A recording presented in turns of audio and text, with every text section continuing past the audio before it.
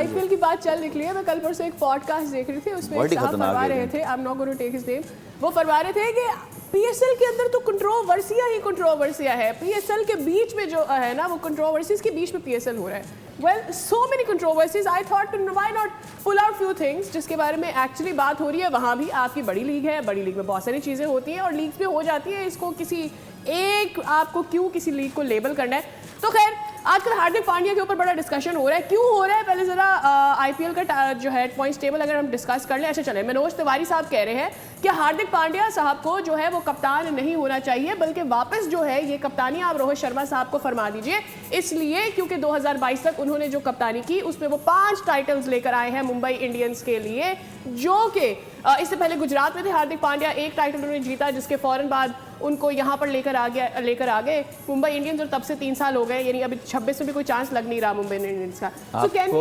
आपको याद है मनोज तिवारी कौन है? बताइए कौन है एक्सपर्ट? मनोज तिवारी की वजह शोहरत जो है वो सिर्फ ये है कि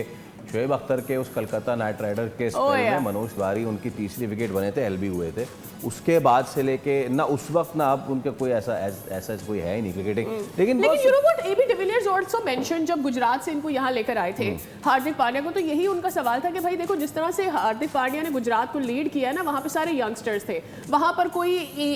ईगोइस्टिक अगर इस तरह का होगा कैप्टन तो वो चल जाएगा, लेकिन यहाँ सारे सीनियर प्लेयर्स हैं मुंबई इंडियंस में, तो चलेगा नहीं। So I have a little bit to discuss with Tanveer भाई कि क्या वाकई ऐसा है, और अगर ऐसा है तो ये टीम मैनेजमेंट का मसला है या हार्दिक पांड्या का मसला है कि आपने उसे कप्तान बना दिया और आपको लगा था कि गुजरात को उसने टाइटल जिताया तो मुंबई इंडियंस को भी जिताएगा, 3 साल तभी 26 में भी नहीं। देखें मेरे ख्याल में उसको अगर कप्तान, ये बात हो रही है ना कि उसको कप्तान हटा के अब रोहित शर्मा को कप्तान बनाए, तो इसका मतलब फ्यूचर का सोच नहीं रहे भाई। रोहित शर्मा की क्रिकेट अब खत्म हो गई है, उसने इंटरनेशनल क्रिकेट से भी रिटायरमेंट ले ली है, उसका T20 का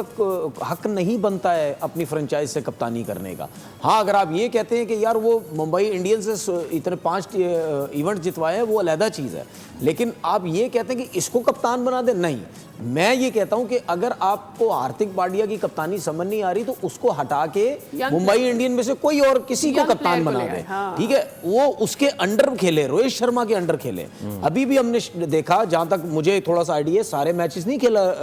रोहित शर्मा, कुछ मैचेस में वो बैठा है, ठीक है, तो आप उसका एक्सपीरियंस लें, ठीक है ना। एक टाइम तो बस ऐसा आएगा कुछ 1-2 साल के अंदर, हो सकता है वो आपको कोचिंग स्टाफ में बैठा हुआ नजर आए। शॉबी का कितना चक्कर है गफार भाई वहां पर, एज दे आर सेइंग कि मुंबई इंडियंस हार्दिक पांड्या और बुमराह और एक तरफ मुंबई इंडियंस और चेन्नई सुपर किंग्स तो खैर कंट्रोवर्सी में रही है, लेकिन मुंबई इंडियंस जिस तरह से 5 टाइटल हैं, जिस तरह से गवर्न की जाती है, उनके जब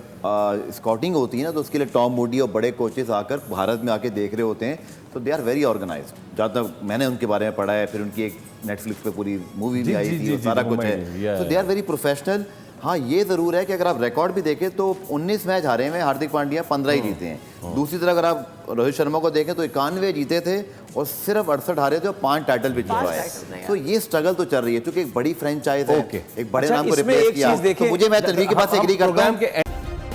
सब्सक्राइब करें और बेल दबाएं ताकि कोई खबर रह न जाए।